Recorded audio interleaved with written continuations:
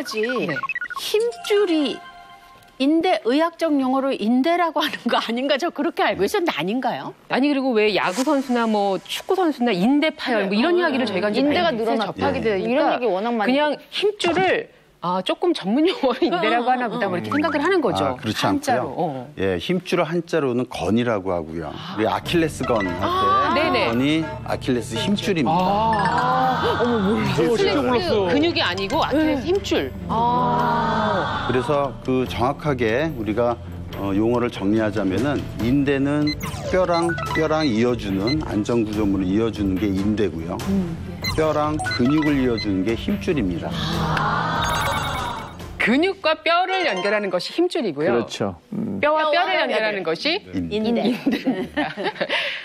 그걸 또 오늘 알면서 근데 오늘은 저희가 다뤄볼 게 바로 힘줄이라는 거죠. 네. 어깨 힘줄이 중요한 이유는 어깨 구조를 보면 알 수 있습니다.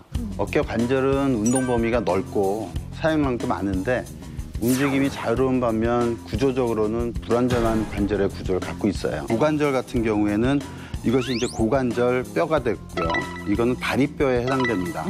이 둘이 연결된 것이 고관절인데 이 그릇 안에 있는 공처럼 굉장히 안정적으로 뼈 끝이 요 안에 쏙 들어가 있으니까 아무리 움직여도 빠지지가 않고 안정적으로 유지하는데요. 근데 어깨 관절 같은 경우에는 골프 티 위에 있는 공처럼 그냥 얹어져 있는 굉장히 불안정한 관절 구조를 가지고 있습니다. 예, 지금 이게 이런 건데 그럼 이렇게까지 가볍게 얹혀져 있다는 건가요? 그렇죠. 이 큰 어깨뼈가? 그래서 어깨가 뭐 빠진다라는 그런 게 저런 것 그래서 때문에 습관적 탈구나 이런 어깨 빠짐이 잘 하나씩 일어나게 나오네, 되고요. 비밀이. 어디로든지 움직일 수 있는 반면 살짝 건들기만 해도 바닥에 떨어지기 때문에 불안정한 관절을 가지고 있습니다. 여기서 어깨를 앞에서 보면 팔이 견갑골과 만나는 부위가 관절인데 그 부위가 굉장히 골프티처럼 굉장히 작게 되어 있습니다. 그 크기가. 지금 보시면 초록색과 파란색이 만나는 그 지점이 아주 작고 그다음에 그릇처럼 정확하게 딱 잡아주게 돼 있질 않군요. 그냥 다 있다라고 하는 느낌으로 지금 보이는데요. 그래서 해당하는 팔 위쪽 뼈 끝이 이 골프 티 위에 있는 그 작은 뼈처럼 불안정하기 때문에 그걸 보호하는 역할이 떨어지게 됩니다. 정말 움직여도 어깨 손상이 심각하게 받을 수 있는 이유죠. 이때 어깨를 안정적으로 움직이게 하는 것이 바로 어깨를 감싸고 있는 관절 주머니와 그 주위를 감싸고 있는 힘줄이 됩니다. 5개의 힘줄이 있죠. 앞에서부터 4개의 힘줄이 붙어 있어서 회전근개를 형성하는데 맨 앞쪽에 붙어 있는 것이 견갑하근, 견갑하건이죠. 같은 말로. 위쪽을 덮고 있는 것이 극상건, 극상근에 붙어 있는 극상건. 다시 돌려서 뒤쪽으로 보면 2개의 힘줄이 있는데 저 위쪽이 극하건, 그 밑에 있는 게 소원근입니다. 그래서 4개의 힘줄로 이루어져 있는 것이 회전근개라고 해서 어깨 관절을 잘 움직일 수 있게 도와주고 안정성을 높여주는 기능을 합니다.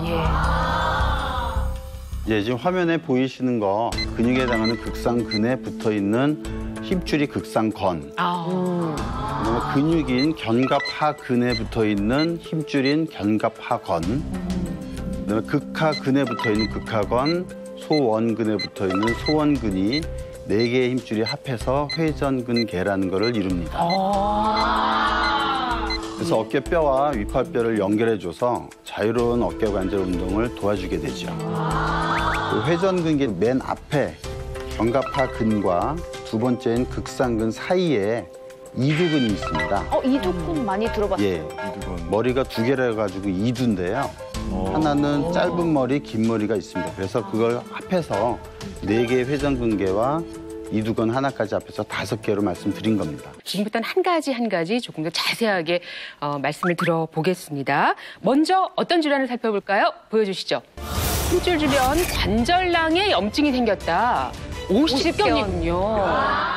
대부분 특별한 원인 없이 50세 전후에 어깨 쪽 통증과 어깨 가동 범위가 줄어드는 것이 이제 특징적으로 얘기할 수 있고요. 어깨가 굳어 있는 것 같은 얼어 있는 듯한 그런 양상을 보인다고 해서 동결견이라고 그러고 발생 병인으로 보면 관절낭이 염증해서 굳어지는데 이렇게 관절낭이 굳어지는 것을 진단명으로는 유착성 관절낭염이라고 해서 여러 가지 이름을 가지고 있습니다. 먼저 앞으로 팔을 이렇게 뻗으신 상태에서 만세하듯이 제 외래성 환자한테 만세해보세요라고 얘기합니다. 네. 팔을 쭉 뻗어서 귀에 가까이 붙이는 동작을 한번 해보세요. 네, 그래서 양쪽에 팔이 같은 높이로 올라가는지 어떤 각도에서 팔에 통증을 느끼는지 그걸 이제 체크를 하시면 되고요. 네. 자, 그러면 또 두 번째 방법 보실까요? 두 번째는 이제 회전 범위를 체크하는 방법인데 어깨는 내회전과 외회전이 있습니다. 네. 그래서 이 팔꿈치를 몸통에다 붙이고 양쪽에 같이 해서 양쪽에 차이가 있는지 비대칭적인지 그런 걸 체크를 해야 되는데 여기서 내회전을 먼저 해보시고요. 그다음에 외회전을 해봅니다. 측면으로 보여드릴게요. 이쪽 각이 지금 보이시죠? 그 차이가. 여긴 90도까지 되는데 네. 이거는 여기까지가 한계네요. 이쪽도 많이 떨고는 있어요. 네, 유연하진 않습니다. 이렇게 돼야지. 근데 놀라운 게 외회전만 어려운 게 아니라 원래 내회전도 또 그 각도가. 예, 그래서 안 되는 내회전을 거거든요. 지금 세 번째가 내회전을 주로 이제 정확하게 보기 위한 방법인데요. 네. 등 뒤로 돌으셔서 네. 이건 동시에 하는 게 아니고 한쪽씩 하는 겁니다. 이렇게 뒷짐져서 네. 요 손가락을 위로 올립니다. 그래서 흉추 7번까지 할 수 있는 데까지 해보시면. 예, 7번 이상 올라가면 좋네요. 정상입니다. 또 없이 올라갈 것 같은데. 네. 여자분들 같은 경우에는 이제 속옷에 해당하는 거기까지 올라가면은 이제 정상 범위가 되고요. 오른쪽 한번 해보시겠어요? 네, 이 정도. 엄지손가락까지 오는 그 레벨을 측정을 해서 여기가 손이 어디까지 올라가는지 양쪽을 체크하면은 지금 딱 보시면 되겠지만 나가진다는 지금 허리선에서 거의 멈췄거든요.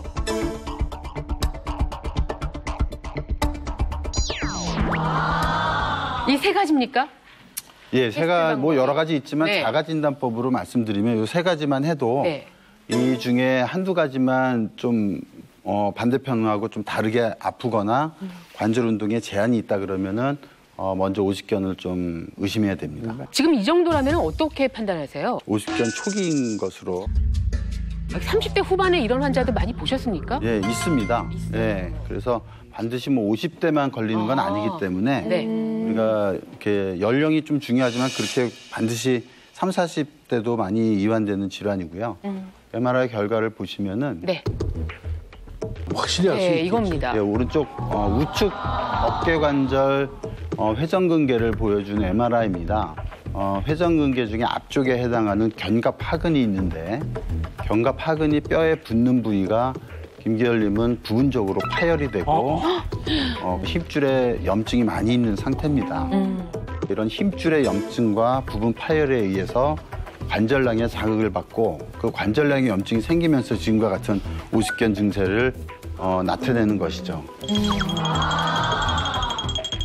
초기이기 때문에 지금 염증 치료, 그러니까 약물 치료나 약물 치료가 안 되면은 주사 치료 같은 걸로 대부분 증상이 완화되고 치료가 됩니다. 네. 정말 너무 억울합니다. 근데 저는 와 진짜 이걸 이렇게 막 많이 쓰는 사람도 아닌데 운동도 안 하거든요. 이두건염이라는 거는요. 사실 좀 생소한 질환이거든요. 이두건염은 회전근개 사이에 껴있는 힘줄 중에 하나인데 외부의 어떤 충격이나 과도한 팔의 움직임에 의해서 팔에 붙어있는 이두건에 염증이나 파열이 생기면서 팔을 움직일 때 운동 제한이 발생하고 통증을 느낀 질환입니다. 이제 팔의 근육을 키우기 위해서 열심히 아령을 들고 그 헬스 운동을 통해서 과사용이 되죠. 그렇게 되면 여성 호르몬 에스트로겐이 분비가 많이 되면은 근육 생성이 또 적어지고 이두근을 잡아주는 이런 인대 부분이 좀 느슨해서 이두근에 여러 가지 문제를 일으키고 그래서 염증으로 이어지는 그런 상태가 되죠. 손을 이렇게 팔꿈치를 쭉 뻗어서 손바닥은 하늘을 향해서 이렇게. 네. 예, 요거 자체도 아파하신 분이 계신데 그다음에 팔을 약간 바깥쪽으로 벌린 다음에 이제 상대방이 있으면은 상대방이 손가락 2개나 3개를 이용해서 요 손목 부위를 누릅니다. 누를 때 이 당사자는 그 누르면 지지 않으려고 팔을 버티는 거죠. 네. 요런 힘을 줬을 때 통증이 여기 있으면은 이두건염에 진단이 됩니다. 올리지를 못하는. 일단 버티지는 못하시는데 이쪽 한번 해주시겠습니까? 선생님 이쪽. 통증이 없는데 벌벌 떠셔서 하지 못하면. 희바리가 버텨보시면. 네, 요거랑 네, 예, 버티는 힘을 한번 보시면. 네. 아파요? 여기 아픈데. 네, 아까 말씀드렸듯이 이두근 그 위를 손가락으로 이렇게 눌러봅니다. 팔을 약간 안쪽으로 했을 때 손가락에 힘을 주면서 이걸 약간 움직여 보면 이두근염이 진단이 되죠. 회전근개 파열이라는 파열이라는 말의 그 에너지 때문에 좀 무섭게 느껴지기도 하는데요. 네. 어깨에 힘줄이 이제 회전근개는 네. 변성이 일어나고 힘줄에 파열이 생긴 것이 바로 이제 회전근개 파열이라고 진단이 됩니다. 이제 회전근개는 4개의 힘줄로 이루어져 있는데 앞에서부터 이제 견갑하근, 그 제일 상부에 있는 것이 극상근, 그 뒤쪽으로 2개가 이제 극하근, 소원근, 이게 4개의 힘줄로 이루어져 있습니다. 가장 많이 이완되는 거는 극상근, 가장 위쪽에 있는 상부에 있는 극상근이 전체 힘줄 파열의 3분의 2에 해당되는 파열 이완율을 가지고 있습니다. 중년에서 발생하는 어깨 통증의 70% 정도가 회전근개 파열로 바뀔 정도로 흔한 어깨 질환이고요. 회전근개 파열은 직접적으로 힘줄에 손상이 생기는 질환이죠. 증상은 크게 이제 50견과 대별됩니다. 네. 50견은 여러 방향에서 다 제한이 있고 아픈데 반면 회전근개 파열은 특정 각도에서만 아프죠. 팔을 앞으로 거상했을 때 들었을 때 90도에서 120도 사이가 아프면 네. 아프고 그 이상 들어갔을 때는 크게 아프지 않습니다. 회전근개 파열일 경우. 50견은 이 상태에서 계속 아프고 더 들려 그러면 못 드는 게 이제 50견이고요. 네. 자, 이런 분들은 회전근개 파열을 의심하셔야 됩니다. 네. 첫 번째로 팔뚝에 통증이 있으나 팔꿈치 밑으로 통증이 없다. 이 회전근개는 사실은 어깨를 감싸고 있는 이런 힘줄 구조물인데 파열이 일어나는 부위보다는 좀 더 아래쪽으로 이 팔꿈치 위쪽으로 아픈 게 많이 특징적인 증상이에요. 그래서 팔꿈치 밑으로 가게 되면 이제 목 디스크나 그런 다른 질환을 의심해야 됩니다. 네. 두 번째는 누웠을 때 어깨 통증이 더 심해진다. 편해지는 게 아니라. 예, 누웠을 때 이제 밤에 누웠을 때 특히 이제 야간통이 더 심해진다. 그런 특징이 있고요. 세 번째는 팔을 귀 옆으로 붙었을 때 통증이 덜하다. 특별한 어떤 각도에서 통증이 심하고 그 각도를 벗어나게 되면은 통증이 조금 약화되는 그런 특징이 있습니다. 네 번째는 어깨를 움직일 때 뚝뚝 소리가 난다. 그래서 그거는 이제 파열된 부위가 어깨 그 견봉에 걸리면서 나는 소리인데요. 해당 사항 있으세요? 저 소리 나고 있어요. 아유. 예, 기현 씨. 스톱.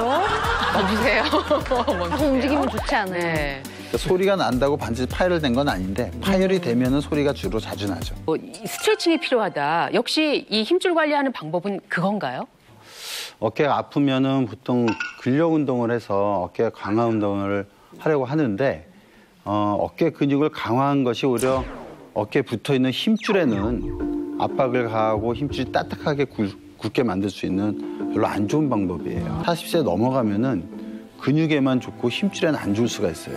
과도한 운동은. 네. 그래서 힘줄을 좋게 하는 운동은 사실은 없다. 어느 정도의 스트레칭 운동으로 관절 운동 범위를 유지시키고 그다음에 혈액순환을 좋게 하고 힘줄이 딱딱하게 굳는 것을 방지하는 그런 법이 우리의 힘줄에 대해서는 예방법이라고 말씀드릴 수 있습니다. 예.